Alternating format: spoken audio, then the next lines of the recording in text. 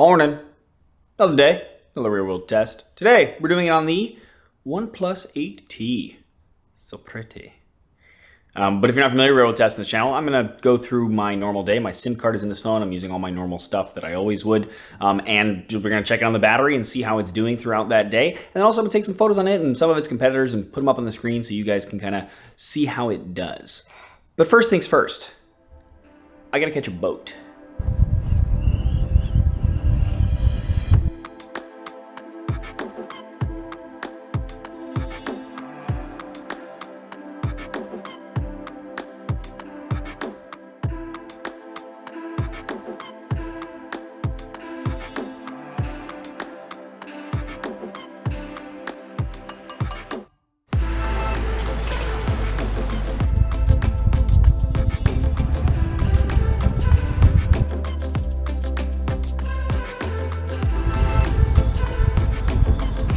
River to Wall Street.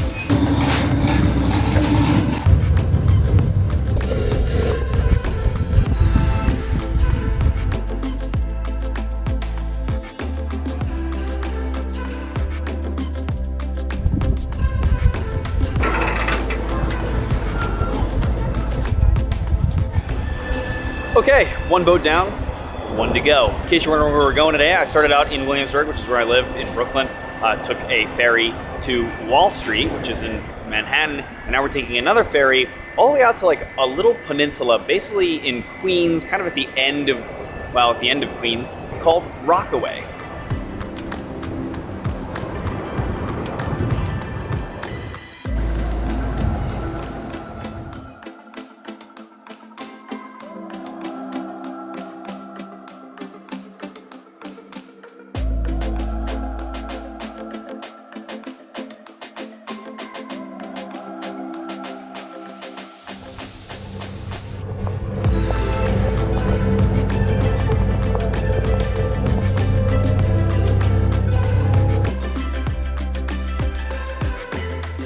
After about a 2-hour ferry ride, we've made it to Rockaway, which is kind of like this little beachy town at the very edge of New York City limits.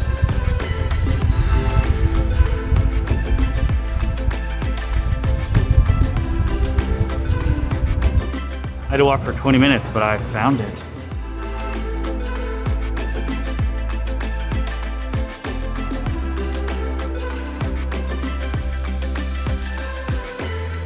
I mean, you knew it was coming. Coffee. Check. Now real quick, let's talk about the design of the phone for a sec. So first up, we gotta talk about this color. I really like it. It has this almost like layered effect to it. And OnePlus said that they did this to try to minimize fingerprints, which it actually does do a good job of doing, but regardless, it's just pretty. It also has a super bright screen, which I can see just fine even in this bright daylight, which is nice. And that screen is also slightly curved, but when I say slightly, I mean slightly. It's just enough to kind of make it have an edge-to-edge display, but not enough to where you would accidentally tap anything on the screen like you do with some other phones that have a really curved display. Okay, before we leave here, let's check on the battery like we do, because we haven't done that yet today. It is 1:28 p.m. We are at 67%.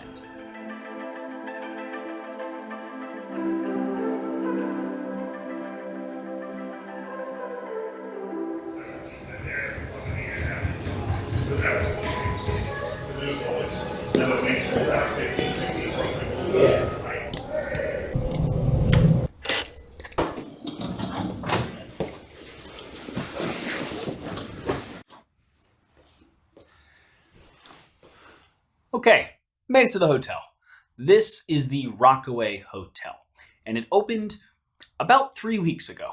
The hotel has like this really nice modern feel that I'm a big fan of, but like with lighter tones, so that you still feel like you're kind of like in a beachy vibe, but it has like a nice pool with drinks and little cabanas and stuff, and even a rooftop, which we might have to check out later for the sunset, possibly. As well as a new restaurant that they're opening on the ground floor called Margie's, which is named after the owner's grandmother, which I think is adorable. Okay, and I'm going to leave links to the hotel and to all the places that I visit in the description below because you guys have asked for that before. But now, I'm going to go down and meet my friend Hillary, who has been spending a good portion of time out here in Rockaway with her boyfriend ever since COVID started. But she's really busy right now launching a book, which we can talk about in some other video. But she's only got a little bit of time, but she's here. So I'm going to hang out with her for a little bit and catch up. And then we can go exploring.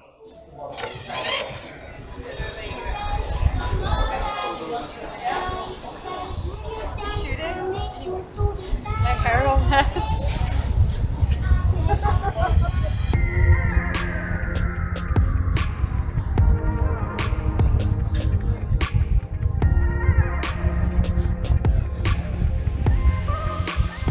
So real quick, even if you're staying in a nice hotel like this one, there are still a lot of reasons that you should maybe use the sponsor of this video, Surfshark VPN. A VPN, or a virtual private network, is a program that allows your device's identity and data to all be hidden from data thieves who might be squatting on the hotel Wi-Fi, for example. And even content networks like Netflix, Hulu, etc., so you can set your device to say your original country you're from and get access to the shows you have at home that might be blocked in the country that you're traveling in, etc. Surfshark VPN is one of the only VPNs that allows you to install their service on unlimited devices. And they have apps for iOS, Android, Windows, Mac, even Linux and Fire TV. Right now, you can use the link in the description below and coupon code TheUnlocker, and you get 83% off and 3 free months. Check it out.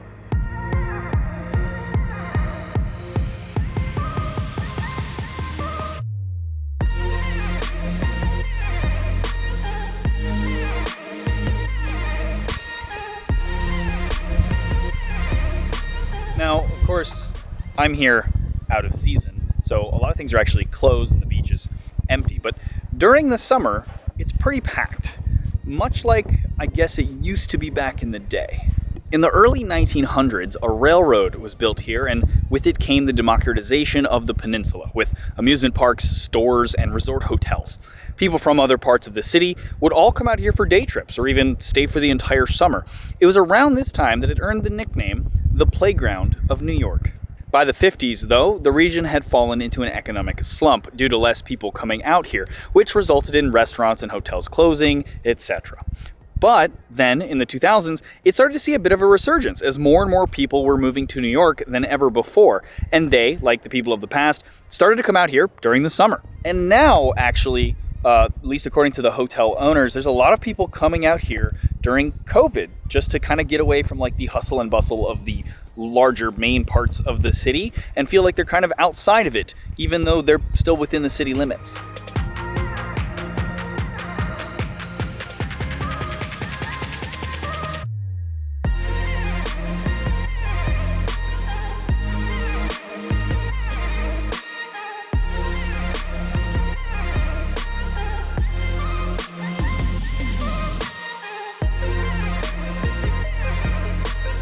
Okay, and now we're gonna head back to the hotel as quickly as we can because it looks like it is about to downpour. And of course I come to like a beach town to show you guys the beach and stuff, and it's good, it rains on me.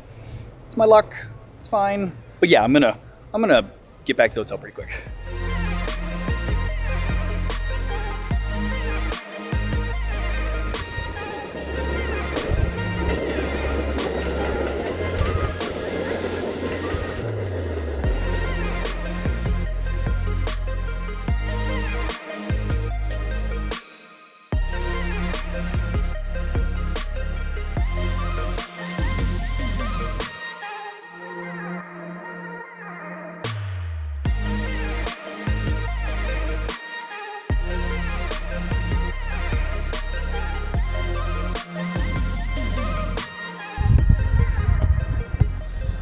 Okay, well, despite the rain, we still got a nice sunset, decent enough, no complaints.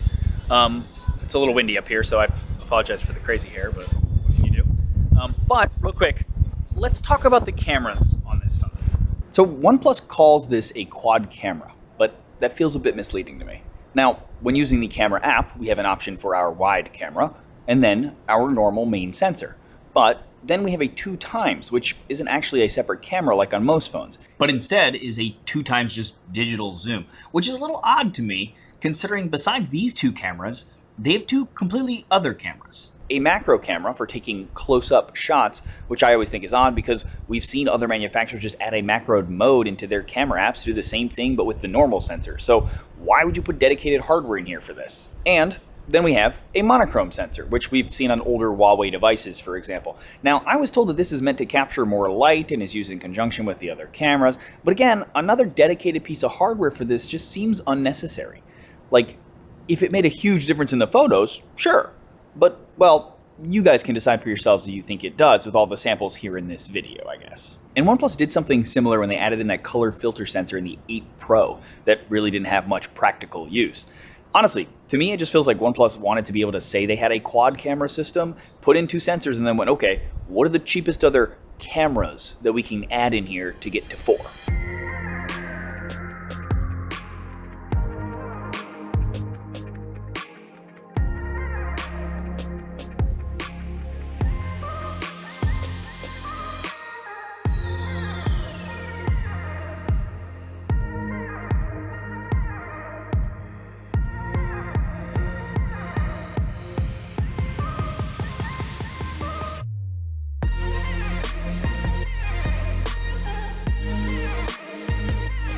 Apparently I have the whole place to myself. And there's even you can eat on the beach.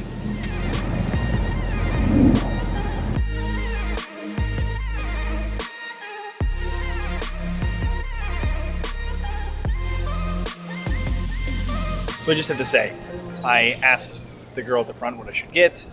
She told me, and then choice of 3 toppings and a choice of this, and it's just a lot of choices. And I was just like, whatever you like, just do that. So I ended up with a chicken shawarma pita with some veggies that she put on it and a white sauce. It was the right decision. It is delicious. But, time to get out of here. So a quick little check-in on the battery. It is 8:21 p.m. and we are at 34%. And now, I think, I was going to try to go to a bar and going to check out another place, but because, again, we are out of season, everything kind of closes a little bit early, so I might just head back to the hotel.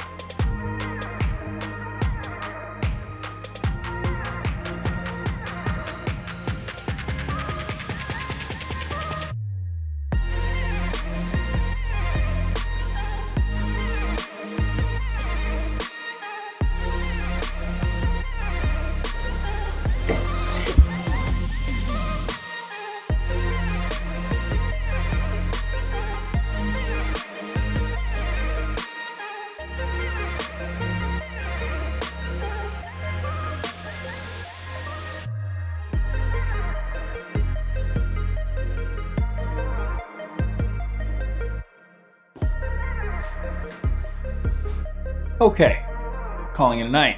It is 10:50 p.m. and we are at 18%. Now, as far as battery life is concerned, here is my screen on time and my usage and all that fun stuff for anyone interested in that. But honestly, I think it's not amazing, but it's not bad. It's good. I would say it's probably on par with the FE, which is its probably biggest competitor, I feel like, right now, judging by you guys' comments on that video. You were all curious about this. And then we'll see how the new Pixel does when that finally arrives. But yeah, again, not amazing, but not bad. But there you go. Let me know what you guys think of this video, of the phone itself. Again, keep doing it more vlog-like. I keep saying that, but honestly, I enjoy doing these videos. You guys seem to enjoy them. I'm a little surprised, but I appreciate it a lot. But yeah, let me know how I can maybe improve them in the comments below. Always love hearing from you guys. If you like this video, though, please thumbs up it or share it. It's greatly appreciated. And check out the rest of the channel. If you like what you see there, please subscribe and ding the bell next to subscribe so you get notified when I do new videos. As always, though, regardless, thanks for watching.